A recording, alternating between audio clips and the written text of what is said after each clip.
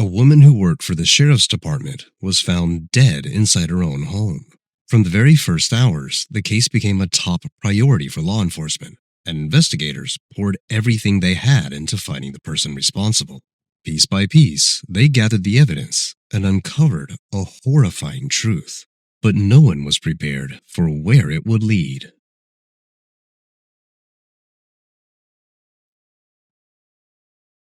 Lindsay Pilkington was born on September 19, 1985, in Arkansas.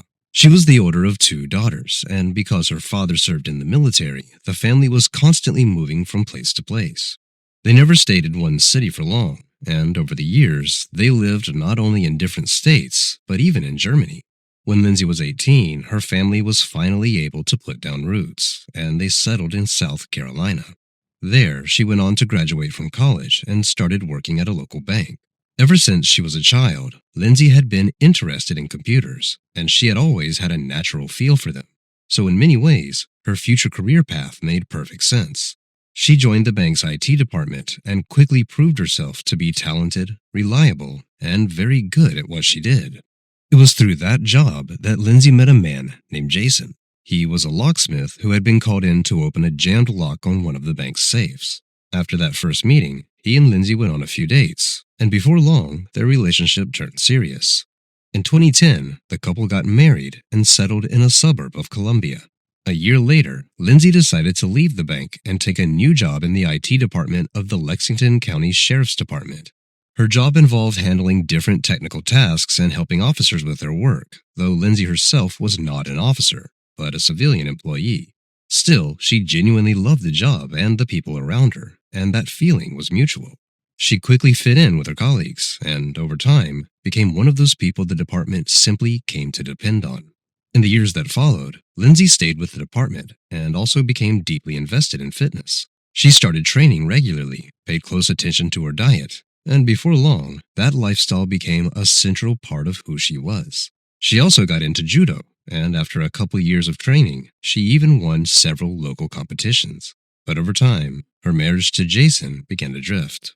6 years after the wedding, when Lindsay was 30, the two decided to divorce, though they managed to stay on good terms. In the months that followed, Lindsay poured herself into her career, her training, and the life she was building for herself. It seemed like she had a bright and happy future ahead of her. About a year later, on March 14, 2017, Lindsay was expected to come in for her usual morning shift. But when her coworkers at the sheriff's department arrived that morning, they were surprised to see that she wasn't there. At first, it may have looked like she was simply running late, but even that was completely unlike her. Lindsay lived by a fairly strict routine. She woke up early, went to work out, then came to the department, showered there, and was usually one of the first people at her desk. But that morning, something was clearly wrong. Not only had Lindsay still not arrived, she hadn't even warned anyone that she might be late. Her coworkers tried to reach her, but she didn't answer their calls or messages, which only made the situation more worrying. Everyone knew how responsible Lindsay was, and she always answered work calls right away. They waited a little longer, but when 9 a.m. came and Lindsay still hadn't contacted anyone, they decided to act. Her supervisor called an officer who lived not far from her house and asked him to go check on her. When the officer arrived, he noticed Lindsay's car parked outside. The hood was cold, which meant she hadn't driven anywhere that morning. Still, when he knocked on the door, no one answered. The house was silent, so the officer began walking around it. When he reached the back door, he saw clear signs of forced entry on the frame, and the door itself was slightly open. Realizing that something may have happened inside, he immediately called for backup and waited outside for the other officers. Then, they entered the house together. Even though it was morning, the inside of the house was very dark. All the lights were off, and everything was completely silent, except for one sound. Somewhere in the distance, the officers could hear running water. They followed the sound to the bathroom and realized the water was running in the bathtub, but the tub itself was hidden behind the shower curtain. One of the officers slowly put it back, shined his flashlight inside, and saw Lindsay's body.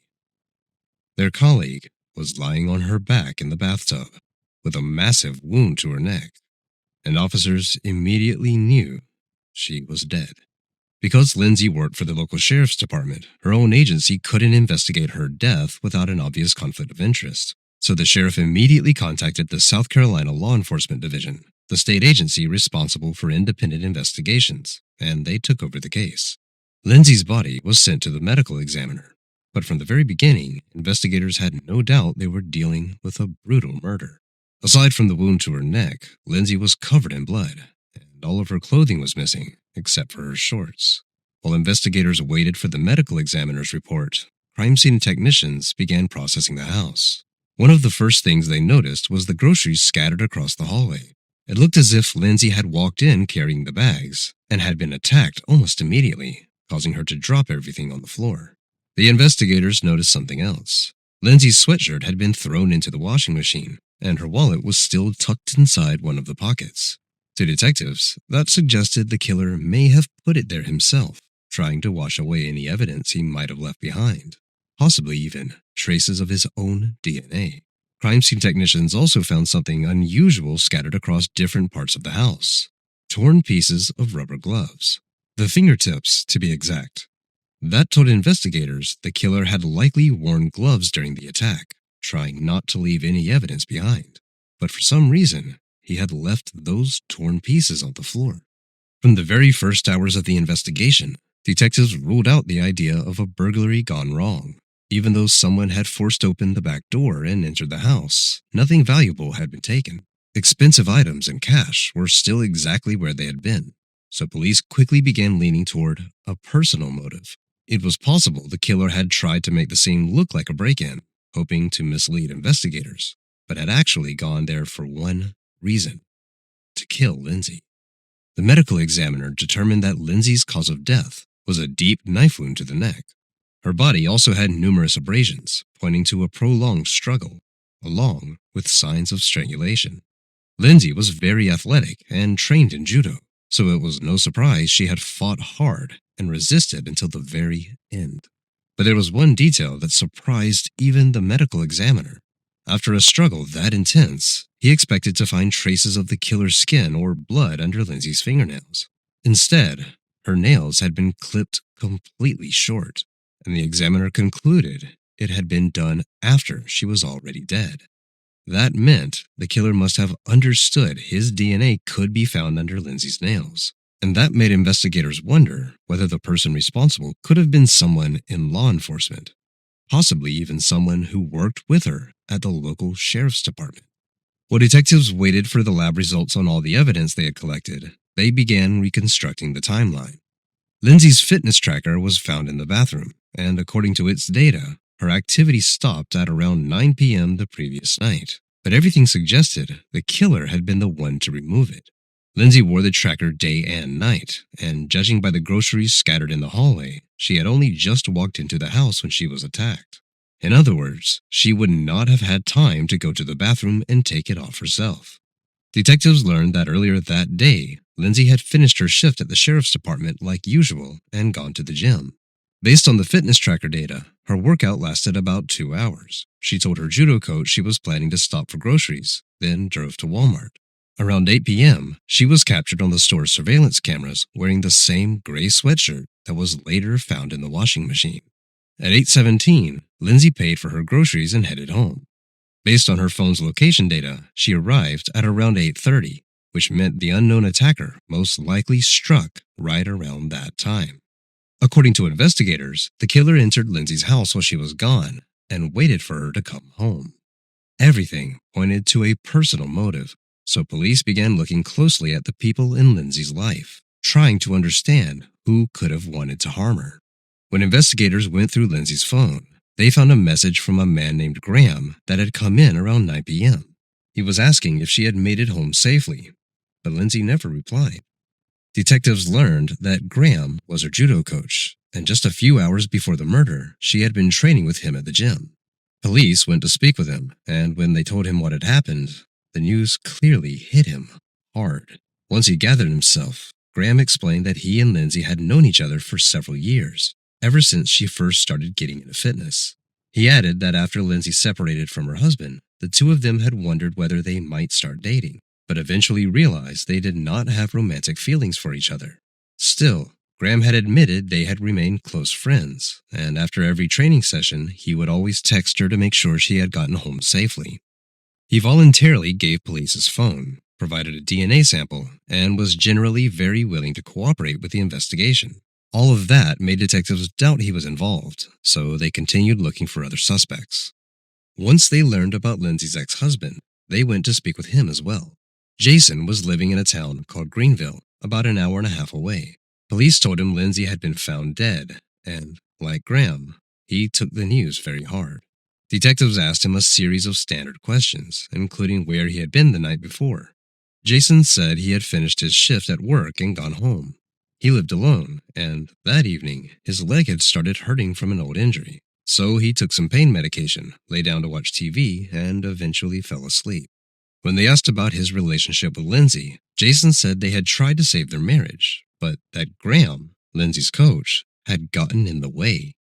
According to Jason, Graham had been one of the main reasons for the divorce.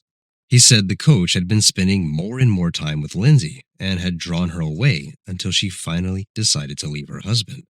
Detectives were suspicious of his story, but not because of anything specific he said. It was because of one detail they noticed the moment they saw him. Jason had fresh, large scratches on his face. When officers asked where they had come from, he said he had cut himself while shaving, but they didn't find that explanation very convincing.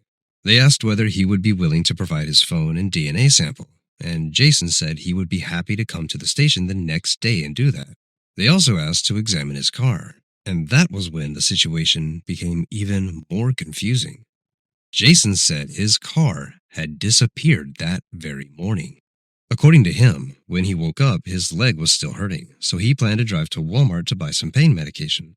But when he walked out to the parking lot of his apartment complex, his Kia Rio was no longer in the spot where he had parked it the night before. Still, Jason said this didn't come as a complete shock. He had been behind on his payments for a long time, so he immediately assumed the car had been repossessed. At the same time, he allowed police to search his work pickup truck, and crime scene technicians found no evidence inside it. Detectives didn't fully believe his story about the car suddenly being taken, so they started reviewing surveillance footage near Jason's apartment complex. Before long, they spotted a similar vehicle pulling into a Walmart parking lot at 5:15 a.m. on March 14th. The quality of the footage was not great, but they could still make out a few important details. A man who looked like Jason got out of the car and started walking toward Jason's apartment complex, which was about a mile away. 15 minutes later, a pickup truck for the company Jason worked for pulled into that same parking lot and parked next to the Kia. After that, the driver walked back and forth between the two vehicles several times, like he was taking things out of the Kia and putting them into the pickup. Finally, he appeared to remove the license plate from the Kia, then got into the pickup truck and drove away. Police immediately went to that parking lot, and sure enough, they found a car without license plates that appeared to belong to Jason. While officers were examining it, something unexpected happened. Jason suddenly showed up in the parking lot and started yelling at them, asking why they were touching his car. That was strange, considering that not long before, he had claimed he had no idea where his car had gone. By then, however, police already had a warrant, so they had the car towed and turned it over to forensic investigators for a thorough examination. At the same time, specialists went through Jason's phone, and that revealed even more troubling details. He had deleted his call log and wiped his browser data, and he had done it the very same day police came to speak with him. But experts were still able to recover some of his deleted searches, and what they found was suspicious. Shortly after the officers left, Jason started looking up attorneys online, and later he went through article after article about Lindsay's murder. But even that was not the most suspicious part. It turned out that on the day of the murder, at around 6 p.m., Jason had turned off both his phone and his fitness tracker. He did not turn them back on until 12 hours later, after he was apparently caught on surveillance footage at the supermarket parking lot, leaving his Kia there. All of this was starting to look very bad for Jason, but investigators still didn't understand what his motive could have been if he really was the one behind Lindsay's murder. The couple had separated almost a year earlier. They had stayed on friendly terms, and Jason even had a new girlfriend. Detectives reached out to Lindsay's relatives and started asking whether she and her husband had ever had any serious problems. Her family explained that after the wedding, Jason and Lindsay had lived in a fairly careless way. They spent more than they earned, kept piling up credit card debt, and, in general, tried to enjoy life without thinking too much about the consequences. Over time, Lindsay began to realize they couldn't keep living like that. Something had to change. And it wasn't just the debt. That lifestyle had also taken a toll on their health. Lindsay had gained weight quickly, and she was not happy with it. So she and Jason decided to join a gym, and from that point on, a new chapter began in Lindsay's life. She started eating healthier, lost more than 100 pounds, and began feeling much better overall. For her, it became an entirely new way of living. But Jason did not share that enthusiasm. He went to the gym with her less and less often, and according to Lindsay's relatives, it bothered him that she was making real progress while he seemed to be standing still. On top of that, he became jealous of her trainer, even though at that point, there was no sign of anything romantic between them. Toward the end of their marriage, Jason began telling Lindsay he wanted to have children. But Lindsay had only recently started feeling in control of her life again, and for the first time in a long while, she was genuinely enjoying the person she was becoming. She wasn't ready for children yet, and that became another source of tension between them. Eventually, Lindsay decided to divorce him. There was one complication. In South Carolina, a no-fault divorce by mutual agreement required a 1-year separation period, during which the couple was still legally married. Even so, Lindsay and Jason separated, and he moved to another city. Lindsay stayed in their house, and Jason even told her he would not try to claim any part of the property. In the months that followed, according to Lindsay's loved ones, she started moving forward and building a new life for herself. Jason, however, did not want to accept the divorce and kept trying to change her mind. He stayed in contact with her and regularly brought up the possibility of getting back together, but Lindsay was simply not interested. Not long before her death, Lindsay told him she was planning to sell the house, and Jason even helped her renovate the bathroom, the same bathroom where her body would later be found. He spent a lot of money on the project using his credit cards, hoping the renovation might bring them closer again. But it didn't. From one of Jason's coworkers, police learned that he had complained more than once about Lindsay getting the money from the sale of the house, while he would not receive a single cent because he had given up his share. But there was one important detail. At the time of Lindsay's death, the couple was still legally married because there was still a few weeks left before the required 1-year separation period ended. That meant all of Lindsay's property, including the house, would pass to Jason. When detectives looked into Jason's financial situation, they saw that it was in terrible shape. All of his credit cards were maxed out, or close to it. He had only about $100 left in his bank account. He had no money to pay rent, and he was about to be evicted. On top of that, his car really was in danger of being repossessed for missed payments, although the repossession order had not yet gone through. And on top of all that, Jason had borrowed money from Lindsay and could not pay it back. Eventually, the case went to court, and he was ordered to repay her $1,300 by April 1st, just a few weeks after she was killed. So now, investigators had a very serious possible motive. Jason's girlfriend told them about one more suspicious detail. After Lindsay's body was found, he told her that now, all of his financial problems were finally solved. Sometime later, detectives finally received the results from the search of Jason's car, and this turned into the breakthrough they had been waiting for. Inside the vehicle, under the seats, investigators found several fingernail clippings, and DNA testing showed they belonged to Lindsay. Even more importantly, there was blood on those nails, and it belonged to Jason. That alone was enough to make his guilt look almost impossible to deny, but forensic experts found something else too. Remember the pieces of rubber gloves that had been found in Lindsay's house? When police searched Jason's apartment, they found a package of the exact same kind of gloves. And when experts tested the fragments recovered from Lindsay's home, they found a large amount of Jason's genetic material on them. So he had worn gloves, and he even clipped Lindsay's nails after killing her, trying not to leave any evidence behind. But somehow, he failed to take the torn pieces of those same gloves from the floor. Most likely, the gloves had been ripped during the struggle, and for whatever reason, Jason left them lying there with his DNA on them. Based on everything investigators had gathered, the picture became pretty clear. In their view, Jason killed Lindsay because of a combination of jealousy, resentment, and a desperate need to fix his collapsing financial situation. With all of that in mind, he decided to act just weeks before their divorce became final, while he still had a chance to inherit her property. Most likely, Jason broke into Lindsay's house while she was still at the gym. He forced open the back door, went inside, and waited for her to come home. When Lindsay walked in carrying her grocery bags, he attacked. She fought back and managed to scratch his face, but in the end, Jason overpowered her, killed her, and moved her body into the bathroom.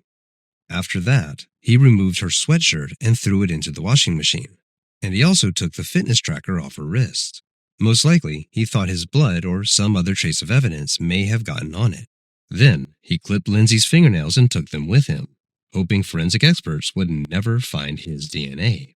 But for some reason, those nail clippings ended up scattered inside his own car, giving police some of the strongest evidence against him. By then, Jason's guilt was essentially impossible to dispute, and just 3 days after the murder, he was formally charged. He was taken to jail to await trial, and the judge denied him bond. The trial began in late 2019, about 2.5 years after the murder. Throughout all that time, Jason continued to insist he was innocent, and during the trial, his attorneys tried to convince the jury that he had nothing to do with Lindsay's death. Their main argument was that investigators had not found Jason's fingerprints or DNA on the washing machine, even though it was obvious the killer had put Lindsay's sweatshirt inside. At the same time, an unknown DNA sample had been found on the washing machine's buttons, and throughout the entire investigation, police had not been able to link it to anyone. The prosecution pushed back by pointing out that Jason had been wearing gloves, which was exactly why he had not left any traces behind. 3 pieces of a glove had been found on the floor in Lindsay's home, which meant the killer still had at least one mostly intact glove left to press the buttons on the washing machine. On top of that, there were Lindsay's fingernails found inside Jason's car with his blood on them. Combined with the fresh scratches on his face on the day of the murder, that left his attorneys with almost no way to offer a logical explanation.